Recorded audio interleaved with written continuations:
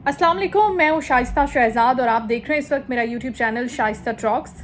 जनाब, आज बहुत अहम डेवलपमेंट्स हुई हैं। पाकिस्तान तहरीक इंसाफ की जानिब से इमरान खान की बहन अलीमा खान की जानिब से एक बहुत ही अहम प्रेस कॉन्फ्रेंस की गई है। इस अहम प्रेस कॉन्फ्रेंस में उन्होंने अब पार्टी पॉलिसी को वाजे कर दिया है कि अब वो करने क्या जा रहे हैं, अब उनका मूड क्या है, इरादा क्या है और आज पाकिस्तान तहरीक इंसाफ किस पोजीशन पर खड़ी है। आज की वीडियो में हम ये बात करेंगे और दूसरी अहम बात मोदी की बात करेंगे। मोदी जो कि इलेक्शन कैंपेन में मसरूफ़ है और एक फ्लॉप किस्म का ऑपरेशन सिंदूर लॉन्च करने के बाद भी उसको वो वाली सपोर्ट नहीं मिल रही अपनी आवाम की जानिब से, जनता की जानिब से और ख़ुद उसकी पार्लियामेंट की जानिब से, लोकसभा की जानिब से। तो अब वो ऐसी तकरीरें कर रहा है जिससे ऐसा वाज़े तौर पर नज़र आ रहा है कि इस शख्स को इलेक्शन नहीं लड़ने चाहिए, बल्कि ये एक जहनी तौर पर बीमार इंसान है, इसका इलाज होना चाहिए, इसको प्रॉपर ट्रीटमेंट की ज़रूरत है, इसकी थेरेपी होनी चाहिए, ये एक नॉर्मल इंसान भी नहीं रहा। तो ये दो अहम चीज़ें आज की वीडियो में मैं आपके साथ शेयर करूंगी। सबसे पहले तो हम पाकिस्तान तहरीक इंसाफ़ी की बात कर लेते हैं, क्योंकि चेयरमैन बैरिस्टर गौहर की जानिब से कहा गया था कि ईद से पहले खान साहब रिहा हो जाएंगे।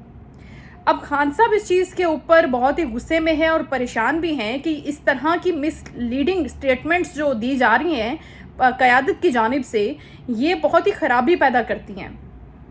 और दूसरी जानिब जो खान साहब ने बात की कि पार्टी के अंदर बहुत से लोग ऐसे हैं जो विकेट के दोनों जानिब खेल रहे हैं, तो अगर दोनों जानिब जो ये लोग खेल रहे हैं अब ये ज़्यादा देर नहीं खेलेंगे और अब इसके ऊपर हम वक्त आ गया है कि फ़ैसला लेंगे और इनकी पार्टी में कोई जगह नहीं है। तो सबसे पहले तो सब ये जानना चाहते हैं कि ये जो विकेट के दोनों जानिब लोग खेल रहे हैं उनके नाम क्या हैं, क्योंकि हम देख रहे हैं सोशल मीडिया पर, ट्विटर पर, इधर यूट्यूब चैनल्स पर जो लोग कंटेंट बना रहे हैं बाहर के मुल्क में भी बैठकर, बैरून मुल्क बैठकर, वो तो टोटल झूठ बोलते हैं। उसके अंदर बहुत से सहाफ़ी भी शामिल हैं, मुझे नाम लेने की ज़रूरत नहीं, आप उनके डेली व्लॉग्स देखते हैं और आपको डेली पता चलता है कि ये झूठ बोल रहे हैं, ये मिसगाइड कर रहे हैं, मिसलीड कर रहे हैं। इनके पास ना तो कोई इन्फॉर्मेशन है, ना इनका कोई सोर्स ऑफ इन्फॉर्मेशन है और ना ये सॉलिड किस्म की बात करते हैं। ये झूठ पर अपनी बातें करते हैं और दिलासे देते हैं आवाम को, पाकिस्तान तहरीक इंसाफ के कारकुनों को, और फिर उनका झूठ खुद ही अपने वज़न से गिर जाता है।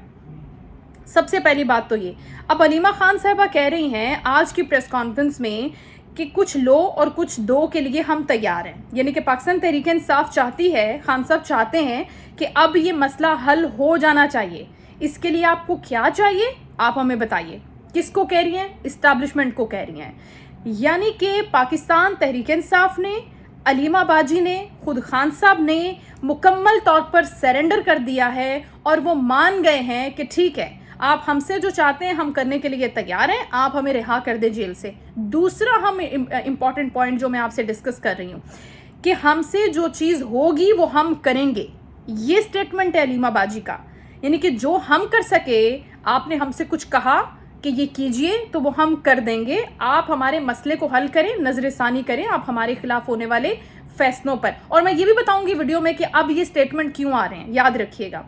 फिर अलीमा बाजी कह रही हैं कि बताएं कि बानी पीटीआई से क्या चाहिए, आप क्या चाहते हैं कि बानी पीटीआई करें, हम वो भी कर गुजरेंगे। ऐसा क्या दें जिससे आप बानी को रिहा कर दें। अलीमा खान साहिबा कह रही हैं कि हम ऐसा क्या दें आपको जिससे आप खान साहब को, मेरे भाई को रिहा कर दें। फिर कह रही, अली अमीन गंडापुर साहब भी उनके साथ ही थे, वो कहते हैं कि बानी के साथ थे और रहेंगे, बानी को बेगुनाह जेल में डाला गया है, हम जल्द एक तहरीक शुरू करेंगे। असद कैसर ये कह रहे हैं और असद कैसर का ये भी कहना है कि मौलाना फजल रहमान के साथ हम राब्ते में। तो बैरिस्टर गौहर का वो स्टेटमेंट कि खान साहब जल्द रिहा हो जाएंगे, 5 जून को रिहा हो जाएंगे। जब उनसे अलीमा बाजी ने क्लैरिफिकेशन मांगी तो उन्होंने कहा कि मैं तो केस के फैसले के हवाले से बात कर रहा था कि अब उस केस का फैसला होगा तो फिर वो रिहा हो जाएंगे उस केस से। तो सबसे पहले हम आपको ये बता दें कि खान साहब के ऊपर जो मेजर मुकदमा है ना, वो 9 मई का मुकदमा है। अब अलीमा बाजी पूछ रही है कि मेरे भाई ने क्या किया है। पूरी दुनिया जानती है कि आपके भाई ने क्या किया है और आपका भाई भी जानता है कि आपके भाई ने क्या किया है।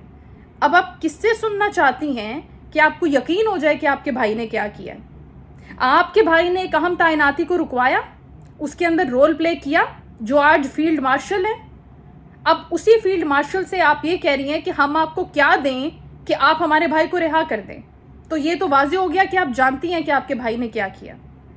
आपके भाई ने साने 9 मई करवाया, क्या उसकी प्लानिंग नहीं हुई? आप बता दीजिए। और उसके बाद आपको ये नहीं पता कि किन किन चीज़ों के अंदर साइफर के मुकदमे के अंदर खान साहब इन्वॉल्व रहे हैं और वो कितना सीरियस मुकदमा है। जब सब चीज़ें आप लोग जानते हैं और आप ही के लोग बैठकर रोज़ झूठ बोलते हैं मीडिया पर, सोशल मीडिया पर, तो सबसे पहले तो बाजी आप उनको कंट्रोल करें। सबसे पहले तो पीटीआई को चाहिए कि झूठ बोलने वाले जो माउथ पीस रखे हुए आपने उनको कंट्रोल करें, तब आपका मसला हल होगा। क्योंकि इतने हार्श स्टेटमेंट ये लोग देते हैं और कैंपेन चलाते हैं खुद पाक फौज के खिलाफ, अब ड्यूरिंग वॉर चलाते रहे हैं ये लोग कैंपेन। सबसे पहले तो आप उनको कंट्रोल करें। उसके बाद आप चाह रही हैं कि अब इस्टेब्लिशमेंट से राब्ता बहाल हो जाए तो ज़रूर कीजिए। लेकिन जहाँ तक असद कैसर के स्टेटमेंट का ताल्लुक है कि मौलाना फजल रहमान के साथ भी हम राब्ते में हैं, तो मौलाना साहब ने आपको वाजे बता दिया कि हम आपके साथ राब्ते नहीं रखना चाहते, इसीलिए अभी तक आपकी कोई भी तहरीक का आगाज़ नहीं हुआ। और अब पीटीआई अगर किसी तहरीक का आगाज़ करना चाह रही है तो वो तहरीक भी कामयाब नहीं होगी, ये आपको बहुत अच्छे तरीके से पता है। अगर आप आवाम को सिर्फ एक और लॉलीपॉप देना चाह रहे हैं और उनको इंगेज रखना चाह रहे हैं तो बहुत अच्छी बात है, उसके लिए आप ये करके अपना शौक पूरा कर लें, लेकिन इससे बानी की रिहाई पर कोई असर नहीं पड़ने वाला। ये सब लोग बहुत अच्छे तरीके से अब समझ गए हैं। मसला ये है कि लोगों को समझ आ गया है, लोगों को पता चल गया है। अब आपके पास पाँव पड़ने के अलावा कोई ऑप्शन बचा नहीं है, तो बेहतर ये है कि आप पाँव पड़ जाएं। अब पाँव पड़ने में तो कोई कबाहत है नहीं। इन तमाम स्टेटमेंट से वाज़े हो गया है कि अब आप सरेंडर कर चुके हैं। आपको पता है कि जो आपने काम किया है वो काबिल मुआफ़ी नहीं है। अब जबकि जनरल फैज़ का, जो बात मैं आपको बताना चाह रही थी वो ये थी कि अब क्योंकि जनरल फैज़ का फ़ैसला भी बहुत जल्द आ रहा है और जो फ़ैसला आ रहा है वो सबको पता है, तो उसके बाद बारी किसकी है आपको पता है कि आपके भाई की है। तो अब आप चाहती हैं कि आपका भाई किसी तरीके से फ़ौजी अदालतों में लगे हुए मुकदमात से बच जाए, नहीं ट्रायल हो उनके खिलाफ आर्मी कोर्ट्स में, आप सिर्फ ये चाहते हैं। तो फिर आप मान क्यों नहीं लेते? ये दोहरी पॉलिसी क्यों है? अवाम को क्यों गुमराह कर रहे हैं आप? जब आपको पता है कि आपने गलत काम किया और अब फौजी अदालतों में ट्रायल होगा, तो उसके बाद जब सामने से आपको एक चीज़ नज़र आ रही है तो आप ये तमाम स्टेटमेंट्स दे रहे हैं जो मैंने अभी आपको वीडियो में सुनाए हैं। आते हैं जी अब मोदी की तरफ। मोदी की जो तकरीरें हैं वो किसी हवास बाख्ता पागल, भागे हुए पागल खाने से किसी शख्स से कम नहीं है, वो आप खुद भी जाके देख लें। इतनी शर्मनाक शिकस्त, इतनी हजीमत, दुनिया भर में इतनी लानतें मौसूल हुई हैं इस शख्स को, और फिर भी इसका संकीपन कम नहीं हुआ।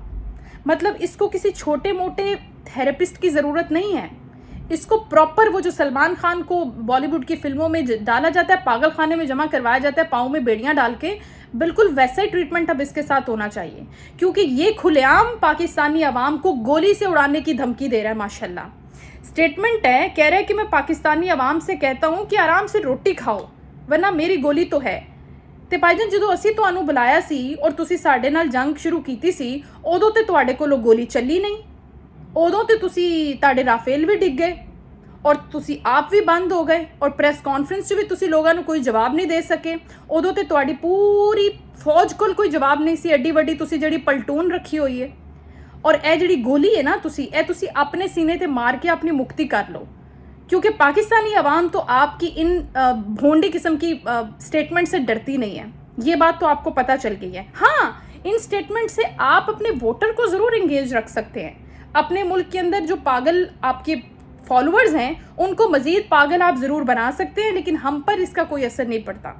और दफ्तर खारजा ने ये स्टेटमेंट दिया है आज कि पाकिस्तान किसी भी ख़तरे का मुंह तोड़ जवाब देगा, जैसे कि पहले भी दिया। भारत हिंदुत्व और अक़लियत दुश्मनी पर तवज्जो दे रहा है। भारत का ये बयान एक सियासी चाल है और भारत की खारजा पॉलिसी बुरी तरह नाकाम हुई है, राहुल गांधी ये कह रहे हैं। मतलब आपकी अपनी लोकसभा में आपको जुतियाँ पड़ रही हैं और फिर भी आपको असर नहीं हो रहा। मतलब शर्मनाकी की भी कोई हद होती है कि वहाँ पर आपके ऊपर जो कीचड़ उछाला जा रहा होता है और आप बिल्कुल चुप करके बैठे होते हैं भीगी बिल्ली की तरह। फिर उसके बाद राहुल गांधी ये कह रहे हैं कि पाकिस्तान के खिलाफ भारत का किसी ने साथ नहीं दिया। मतलब आपकी जो अपनी सिफारतकारी है, आपकी अपनी जो डिप्लोमेसी है वो मुकम्मल तौर पर नाकाम हो गई है और ये बात भी आपको खुद ही पता है। अब जब सब बातें आपको पता हैं और उसके बाद भी पूरी दुनिया के सामने आप अपना मजाक बनवा रहे हैं और अपनी मज़ीद थू करवा रहे हैं, इससे ज़्यादा बेइज्जती क्या होगी मोदी की? और उसके बाद भी भारतीय अवाम वोट देगी मोदी को। तो ये तो भारतीय आवाम के भी ज़हनी जो उनकी हालत है उसके ऊपर तरस भी आता है और क्वेश्चन मार्क भी है कि वो कैसे कर सकते हैं ये सब। तो ये जनाब आज की डेवलपमेंट थी। इसके हवाले से अगर आप अपनी राय का इजहार करना चाहें तो कमेंट सेक्शन हाजिर है। अगर अभी तक आपने चैनल को सब्सक्राइब नहीं किया तो प्लीज़ सब्सक्राइब करें, वीडियो को लाइक और शेयर करना नहीं भूलें। Thank you.